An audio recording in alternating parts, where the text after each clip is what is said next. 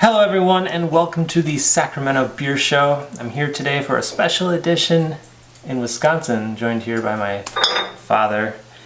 We'll be having 3 beers, 3 IPAs from the Midwest, 2 are from Wisconsin, 1's from Michigan, and doing a somewhat blind battle. Jamie's poured them all, written down which is in which glass. So the beers that I'm reviewing today are one from Wisconsin. This is called the Hopdinger from Oso Brewing Company. Plover, Wisconsin. Plover, Wisconsin, and it's 5.4% ABV. I've got another IPA. This one's out of Madison from Karben4 Brewing. Fantasy Factory. This one seems to be available pretty much everywhere in the area, kind of like the Track 7 Panic IPA is back in Sacramento. And then I've got the new winner, just beat Pliny the Elder for Best IPA. This is Two Hearted Ale, an American IPA from Bell's Brewing out of Comstock, Michigan. I think I should mention this one was bottled on the 26th of June, so it's just about a month old, 7% alcohol by volume.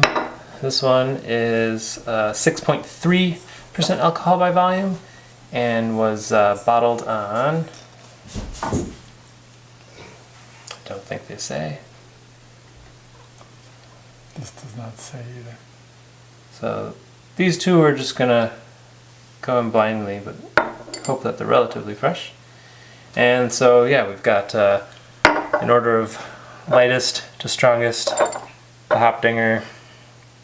Do they call this an IPA? Just an ale. Or just an ale. All right. You have to tell them it's a blind taste. Yeah, so it's a blind taste. We don't know which is which. So let's try the far right one first. Okay. So we've got a golden, nice golden color on that, sort of honey orange, a slight haze on this one, and a sort of thin, kind of soapy head. Gonna smell it. I'm getting light,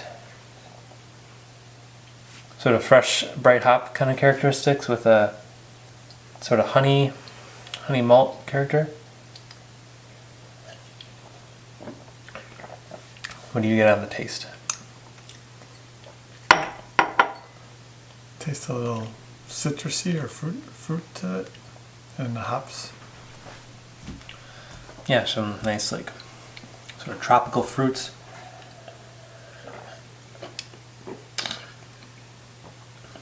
A little bit of alcohol. And a kind of honey-like bready sort of malt character. Okay, that was good. Let's move on to the next.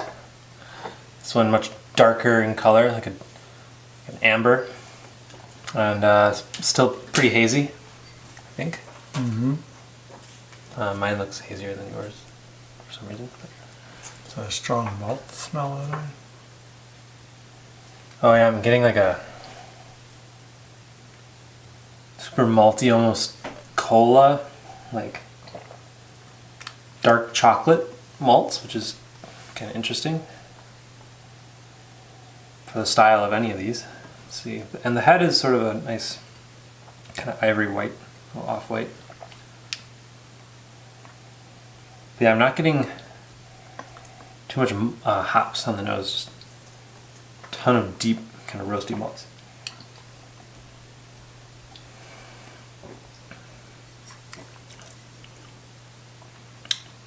All right, so getting some very roasty flavors, almost, I don't know, like toffee, caramel, and then there's a little bit of hoppiness, and it's fairly bitter.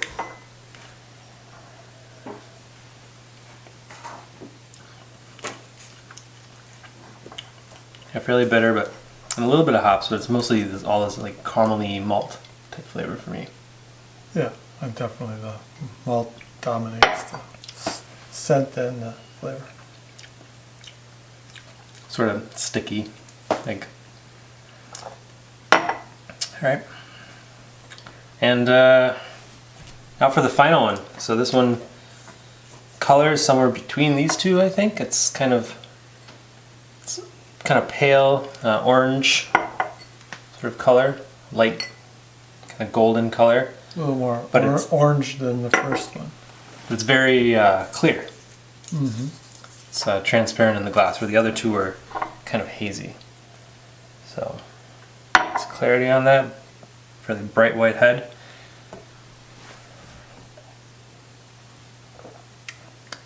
On the nose, I'm getting almost cotton candy-esque, sort of lemony thing.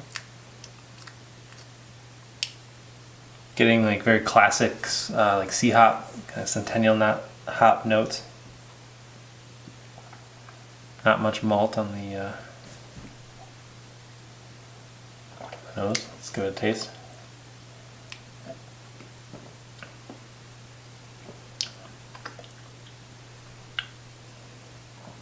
This one's fairly balanced. Nice amount of hop bitterness and a sort of medium-bodied cracker-like maltiness.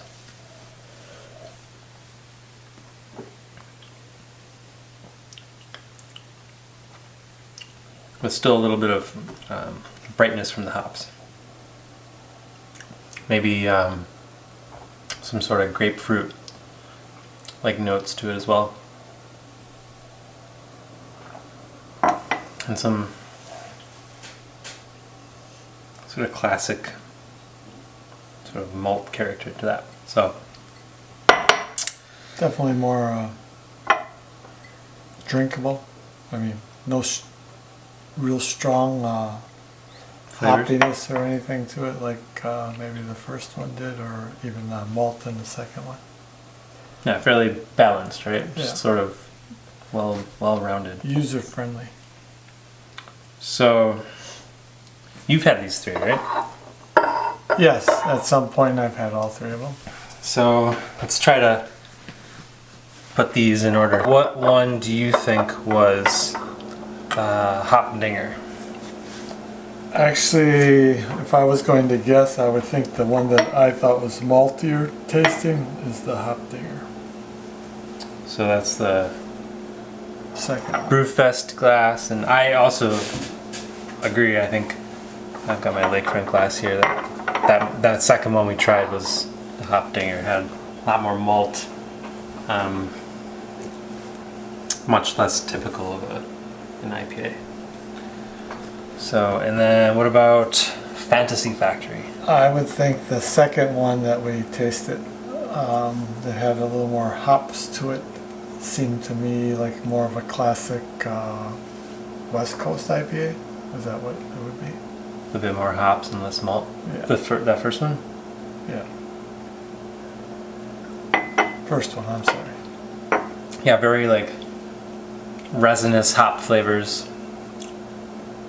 Kind of dank. Yeah, I think that's also one I think I'm gonna. So you're going Fantasy Factory of that, and that leaves our third sample. The one that had that nice clarity and for the bells. So Jamie, tell us. The bad news? None of them are right. Just kidding, you got all of them right. Oh really? Yeah. Oh. Cool. So that was a little Midwestern, Wisconsin, Michigan IPA taste-off. Just to recap, Oso with their ale, widely different than the other two, I think. Yes. Those like roasty, chocolatey notes that you would expect from a much darker beer. It's kind of interesting mix with the very bitter hops. And then the other two, I think, yeah, the Bell's is very kind of refined and balanced, whereas the Fantasy Factory is a bit more over the top with the hops and the kind of bright, kind of citrusy, resinous hop character, which me being very familiar with my West Coast IPAs tend to favor, but I still think the Bell's is really solid, well balanced IPA. So think it deserves that title, although I do think there's some other awesome IPAs out there. All right, so if you had to pick a favorite of the three, what would yours be? If I was about to order an IPA, I think I would be most likely to order the Fantasy Factory based on the flavoring. Plus, it's got a pretty cool label. And as a second, I'm always a favorite is Bell's with the Two-Hearted Ale, named after the river in Michigan. Yeah, I think I would agree, and as evidenced by my empty glass, that the Fantasy Factory is my favorite of these three.